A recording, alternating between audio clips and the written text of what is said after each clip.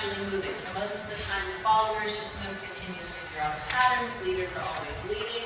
This was a chance for the followers to stop, play with movement in place, and then for leaders to actually move and dance by themselves. So the first thing we do is a normal shaker push to get calibrated to our partner. 1, 2, 3, and 4, 5, and 6. Then we get an open panel shaker push for 1, 2, 3. At this point, I'm going to post and count 4, but I'm actually going to ground before I post. So I'm going to ground, put my foot on the floor, pressure into the floor, and then connect to my partner for count 4.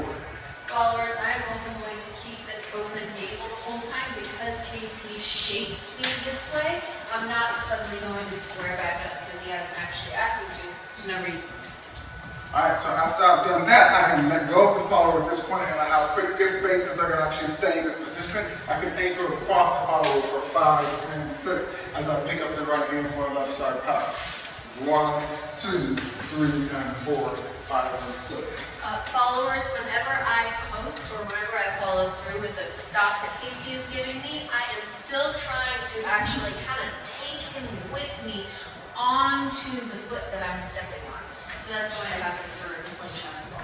Alright, so when we did the slingshot, we're going to do 1 and 2, stop 3. 1, connect 2, stop 3.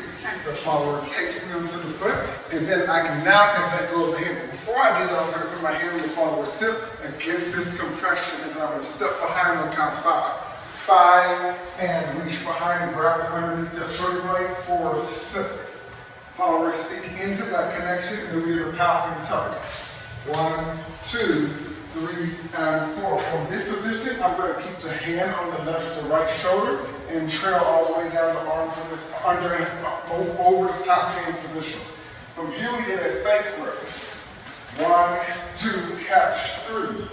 So I'm going to do the same thing I did before. I'm going to ground before I catch. The follower knows, hey, you have permission to stand still. Then I can do a turn. Take as much time as I lead, as long as I lead out on the odd number. 5, 6, 7, and 8, anchor 9, and 10. So followers, every single time your leader stops you, you have several options. The first, and what I'd say the basic version is can we do it?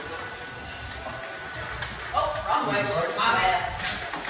So I'm going to stop, and I can do what is called active stillness. Basically stand here and be like, you have not asked me to move yet. Going on to move.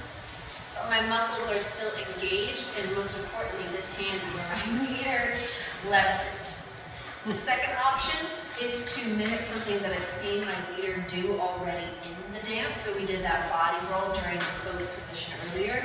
I can do some sort of movement that I've seen them do. It creates a nice cohesive feel where we're both styling the same way. And then the last one is basically just do whatever I want. I can also pick a shape and slowly sink into it, but notice my weight is the same and so it's Alright, thank you very much, everybody.